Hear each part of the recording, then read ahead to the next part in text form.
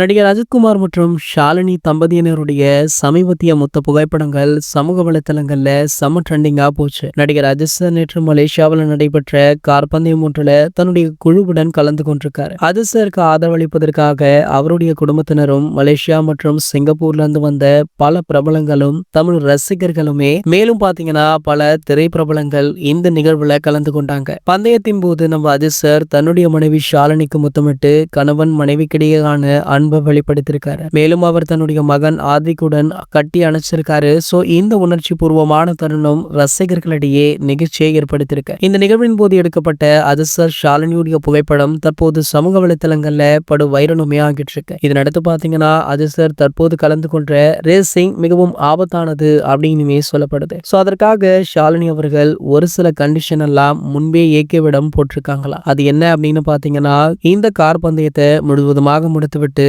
AK 64 படப்பிடிப்பையுமே முடித்துவிட்டு குடும்பத்திற்கான நேரத்தை தனியாக செலவிட வேண்டும் அப்படின்ற கண்டிஷன் தானாம் அது. ஏகே அவர்கள் பொதுவாகவே அவருடைய ப்ரொஃபஷனல் பேஷன் பர்சனல் அப்படின்னு அனைத்தையுமே தனித்தனியாக வைத்து சரியாக மெயின்டைன் பண்ணக்கூடிய ஒரே ஒரு நடிகர் அப்படின்னு பலராலுமே பாராட்டப்பட்டு வருபவர். சமீபத்திய நேர்காணல் நிகழ்ச்சி ஒன்றுல கூட ஏகே அவர்கள் ஷாலினி தான் என்னுடைய பக்கபலம் அப்படின்றத வெளிப்படையாகவே சொல்லியிருப்பார். இது பலராலுமே பாராட்டப்பட்டு வருது.